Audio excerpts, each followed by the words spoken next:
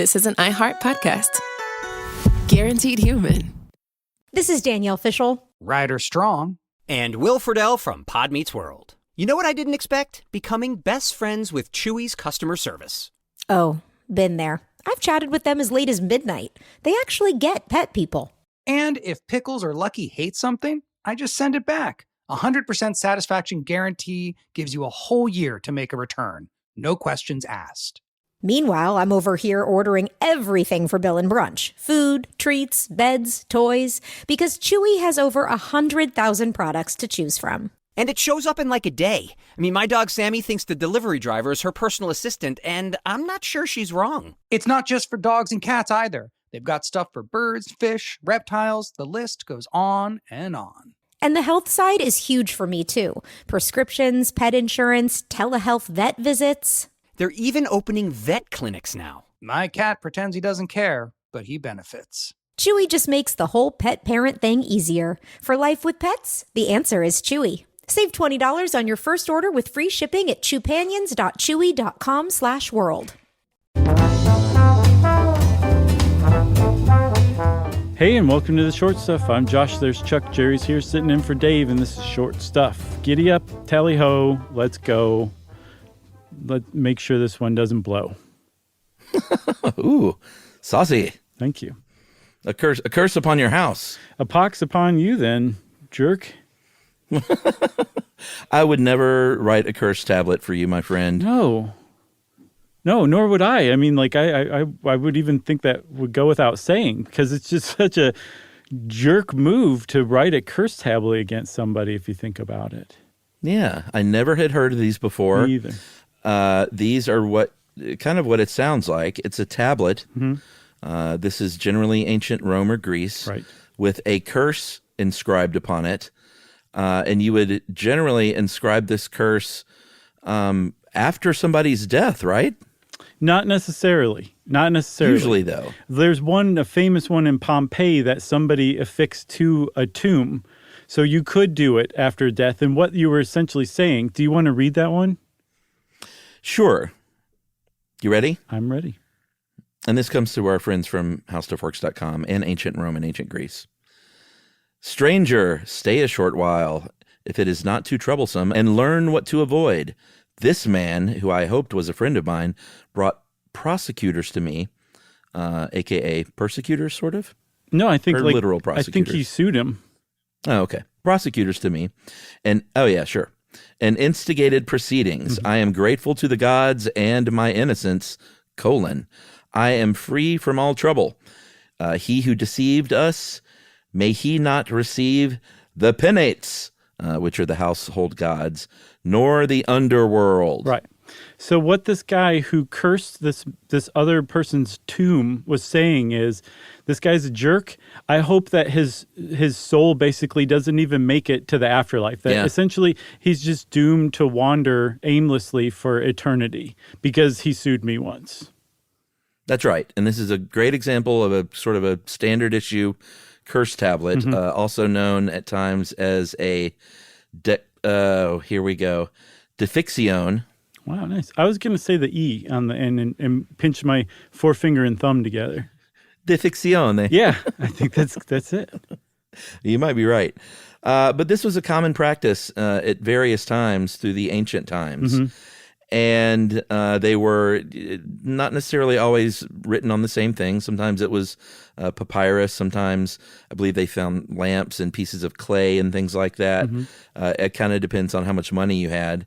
But there was a lot of lead because of the silver mining operations, especially near Athens.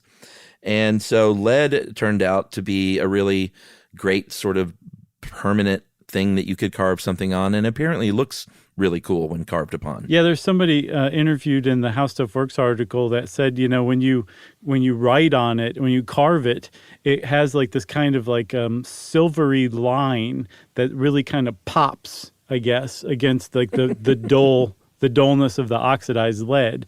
And then also it's just easy to write in lead. You can carve in it pretty easily. You don't have to be like a silversmith of any sort to do that. You can just be an average schmo with something sharp.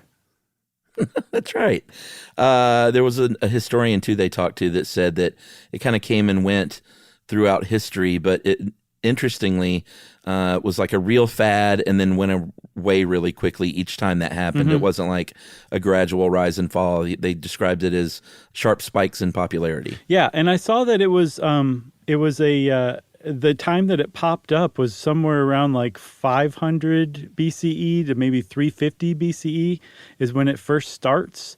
And if you'll remember, Chuck, from our bicameralism episode, that's about the time people got their brain, their consciousness in order and started to get superstitious because the gods had abandoned them. Interesting. I think so, too. I wonder if this has anything to do with that. Yeah, I mean, sure. It might have just been part of that time, you know? Yeah, why not? Julian Jaynes' hypothesis wasn't scientific. I can add to it any way I like. All right, so let's... It's very smug the way he said that. I liked it. That always reminds me anytime I hear the word smug when Tom Cruise talked to Matt Lauer about being smug. Oh, yeah? No, I never saw that one. Oh, it's one of the great clips. Of course, Matt Lauer ended up being a creep. Yeah. But, so I'm not defending him, but I think he was talking about Scientology and he just kept... Oh, no, he was talking about glib. Sorry. Matt, you're being glib. Yeah, that's right. I have seen that. Yeah. Good clip. All right, let's take a break and ponder Tom Cruise-ness, and we'll be back to talk about curse tablets right after this. S-Y-S-K. You should know. S-Y-S-K. You should know. No, Josh Clark. This is Danielle Fishel. Ryder Strong. And Will Friedle from Pod Meets World. You know what I didn't expect? Becoming best friends with Chewy's customer service. Oh, been there. I've chatted with them as late as midnight. They actually get pet people. And if Pickles or Lucky hate something, I just send it back. 100% satisfaction guarantee gives you a whole year to make a return. No questions asked. Meanwhile, I'm over here ordering everything for Bill and Brunch. Food, treats, beds, toys. Because Chewy has over 100,000 products to choose from. And it shows up in like a day. I mean, my dog Sammy thinks the delivery driver is her personal assistant, and I'm not sure she's wrong. It's not just for dogs and cats either. They've got stuff for birds, fish, reptiles. The list goes on and on. And the health side is huge for me, too. Prescriptions, pet insurance, telehealth vet visits. They're even opening vet clinics now. My cat pretends he doesn't care, but he benefits. Chewy just makes the whole pet parent thing easier. For life with pets, the answer is Chewy. Save $20 on your first order with free shipping at chewpanions.chewy.com/world. Joy is essential, and it's also elusive. You can't order it, you can't borrow it, or simply hope it into life. But now, there's a new and exciting way to start your journey toward a more joyful existence. Joy 101. It's a new podcast hosted by me, Hoda Kotb. Together, guys, we'll have meaningful conversations with the world's most fascinating people. Entertainment legends, sports icons, wellness experts, and everyday people will share how they find, allow, and experience joy. And I'll offer some of my own tips and takes on seeking a more balanced and harmonious life. If you're craving inspiration, support, and useful tools to maximize your joy, tune into these candid, uplifting, and moving on-air chats. Joy after a breakup, joy as an empty nester, joy after a loss, joy as a caretaker. This new podcast will speak to you. Listen to Joy 101 on the iHeartRadio app, Apple Podcasts, or wherever you get your podcasts.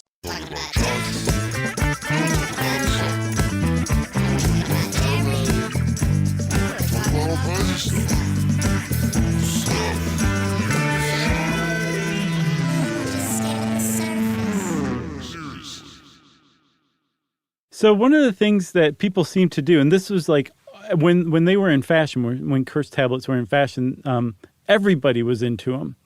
But sure, it seems like one of the things that you would do is like curse your rivals. Sometimes your rival in politics, your rival in business. I think some people cursed the rival chariot teams to their favorite chariot teams, which is neighbors. Really lunkheaded, but it just goes to show people have been lunkheaded for thousands of years, right? There's always been lunks. Yeah, your neighbors, especially if you have some sort of dispute, anyone who takes you to court, and then also people who are romantic rivals to somebody you like. I saw one that basically said, may, I think Helen be bound when she tries to flirt with or have sex with, the dude that I like, whatever his name was, I don't remember. And that basically she was saying, like, please, gods, intervene and keep her from being able to perform in the sack with Aristophanes, let's say.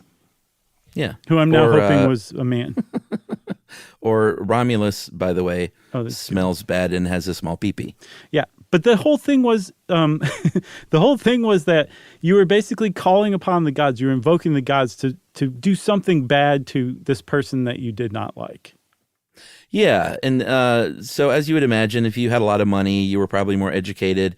You could probably spell and write these things yourself. But if you were wealthy, you probably paid someone to do it, maybe beautifully. But like you said, all stripes did it. So if you didn't have a lot of money, that may have been one like on a shard of clay. Mm-hmm. And you would you may not be able to read or write. So you would go to a magician. And these magician, how it was described in this House of Works article, were like contract attorneys. Right. And they would kind of give you a template and have blanks and, say, fill in the blanks with like, who's your grievance? What's his name? And what was the grievance? And then they would sort of fill this thing in Fred Flintstone style. Mm-hmm. And apparently there were times even where they found some examples of these where the name or the grievance was so long that they had to kind of squish it in.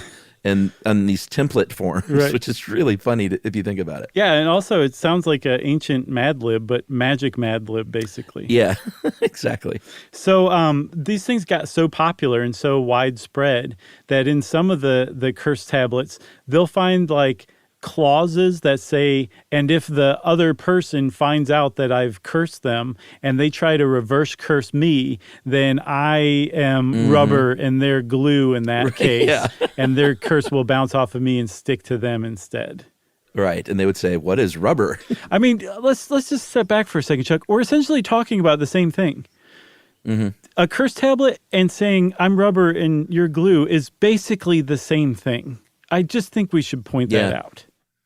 Yeah, and it's funny. I do need to poke a little fun at this article because I didn't include it I should have included it so you could have a laugh too. Sure, I need a laugh. Deleted it. God, I need a laugh. At the end, it was talking about where these things kind of when they fell out of popularity. And it's like, well, some argue that even though they don't do it anymore, our society is still very much like this. And just take a look at Twitter, a sort of modern version of a curse tablet. I got a laugh.